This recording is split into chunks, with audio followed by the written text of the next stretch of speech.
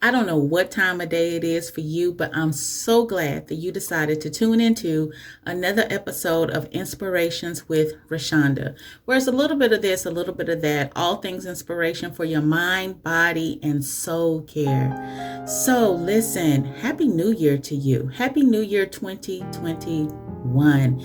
Can you believe that we're already in 2021? 2019 I thought went so fast, and I had a coworker to tell me, she was like, Rashonda, you made 2019 go by fast. I was going through a whole lot of stuff that year.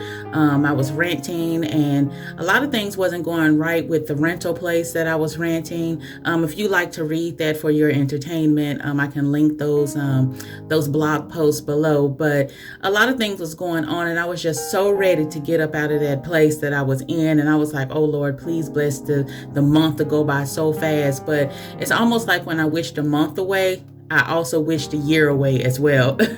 And then 2020 came in January, and it's like after January, blink of an eye, and here we are in 2021. Isn't that something? Oh my God. Okay, so, well, it's here. It's a new year, and during this time every year, millions of Americans make a resolution to do better, get better, and start something new or revisit something old, maybe something that's been sitting on the back burner.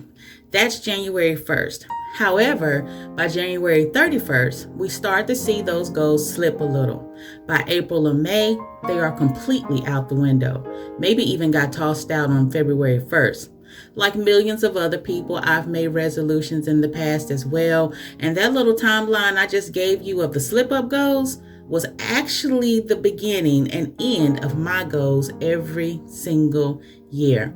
The purposes I so adamantly stated I was going to crush initially crushed me in the end. Now, I just make a simple goal mixed with a whole lot of Proverbs 3:5-6, and I run on to see what the end is going to be. When I originally wrote out what I was going to talk about today, the dust it off was actually going to consist of personal goals, such as business, books, treadmills, health, and etc., that we all need to dust off and get to work doing. But when you ask God his opinion about your direction, let's just say his thoughts and ways are light years ahead of us all. He had a different plan, and therefore this episode had to change. So I deleted all the editing work and etc. I had done previously to say this. What are your God plans for 2021 like? While everyone in the world will be dusting off and revisiting personal goals of life's past, having God as the foundation of everything we do is the secret key to ultimate success in life.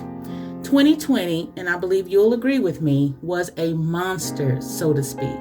It came into the boxing match with the determination to take us out. And unfortunately, it succeeded in doing that to so many families across the nation and the world. It was a very unexpected year, an opponent that no one expected or was even prepared for. If you thought you were strong, well, 2020 proved that many of us weren't as strong as we thought we were. Do you want to be ready for 2021? It's already here, and while most of us may be apprehensive and or optimistic, to say the least, about what this year will bring, one thing I do know, and that's the factor of we need God like never before. There's a song by a group called Take Six. They're a gospel a cappella group that says, if we never needed the Lord before, we sure do need him now. I don't know what plans or goals or dreams you may have written down on your vision board for this year, but can you pencil in a relationship with Jesus? Your relationship may be severed with him because of something in the past, or maybe you feel as though you've done so wrong and God wouldn't want to hear anything from you. Let me tell you firsthand, my friend, that's a lie. According to John 6:37, the Word of God says, all those the Father gives me will come to me, and whoever comes to me, I will never drive away. So you see, no matter what you've done, God himself will never drive you away from his presence. As a matter of fact, he'll be just like the father in the story of the prodigal son. He'll see you coming and run and embrace you with his love, peace, joy, and happiness. It's never about what you've done because you can be forgiven. It's a fact of you coming back to him that matters most. Your relationship with God may have cobwebs. You may not even know what to say or where to start, or even what to pray about. Let me tell you, God is not big on eloquence. He doesn't require you to take lessons in etiquette or even go to clergy school before you have a relationship with him. He isn't concerned about who does it best, nor is he concerned about perfectionism. He takes more pleasure in you being present than not being there at all. Listen, just as natural relationships take intention, work, and consistency to progress over time, so will your relationship with God. Practice makes perfect, but no worries about how to do it. I got a couple of tips for you that will give you a great start. Okay, so are you ready? I hope you got your pen and pad. Tip number 1, set a timer for yourself. We have these smartphones that can do almost everything under the sun for us. Set a scheduled time with a buzz, like an alarm, to spend time with God daily. Now, I know this may seem a little funny putting God on a timer. Think of it as getting disciplined. If your goal for this year is to start back to working out or working on that business plan, and if you were serious about it, you think of many ways to get it done, even if it meant setting a timer to get up earlier than usual to accomplish it. Building a relationship with God is the same way until it becomes a habit. Start slow. 5 minutes is a good start. This is what I tell my kids. They have a 5-minute rule. They have to spend 5 minutes with God when they awake or when they go to sleep. It's small, and you may think it's insignificant because maybe your mama or your grandmama spent numerous hours in God's presence. Remember, every baby crawled before it walked and or fell before it got its balance. Don't get caught up by people's track record. Just focus on your own. There are no favorites or competition in God's sight. Tip number 2, sticky notes. Okay, so they're not small and yellow or different colors for nothing, and their name fits them correctly. Sticky, meaning you can write down your goal or project and stick them all over the house, especially in the places where you visit the most frequently. Example, the bathroom. You can also write down some scriptures or quotes to keep you on task and motivated. Even write down when to read the Bible. Getting to know God is more than just songs and prayer.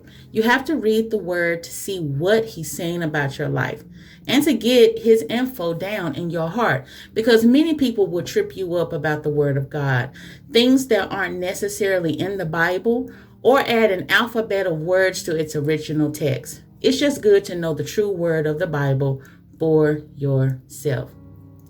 Tip number 3, accountability. Hey, if you have friends, put them to work. You've heard the saying, teamwork makes the dream work.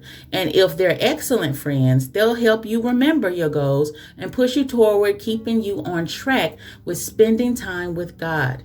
If you don't have friends who are saved or on the getting to know God more journey at the moment, ask God to allow people to come into your path that will help you. God is also a great friend and will help you as long as you keep your mind and heart open to him. Tip number 4, reminisce. Think about where you would be, the God goals you would crush, the lives that will be changed only if you start and complete. Do you really want to go another month, year, or years still stuck with the same mindset of, I need to spend more time with God this year? You may feel like you're on this journey alone, but some people will be watching to see if you're going to fail or succeed. Don't allow your motivations to be for people, though. Everything you do, do unto God and let him handle the naysayers. People are going to talk. You can't help that nor stop that, but remember, only what you do for God will last. Hey, listen, my friend, Happy New Year. And I pray you take advantage of getting closer to God this year. He has some amazing things He'd like to share with you about your life, your world, and even the people in it. But He can only do that if you are intentional about penciling Him in on your goal list. After that, all you have to do is open the door of your heart and let Him in. Listen, hey, I pray this episode was an encouragement to you. If so, do me a favor and leave a like or a comment. And if it was extremely good to you, well, I think you know what to do next. You can go ahead on and hit that subscribe button. I promise you, I won't be mad at you. Listen, Happy New Year. I wish you all the best. And until next time, be blessed.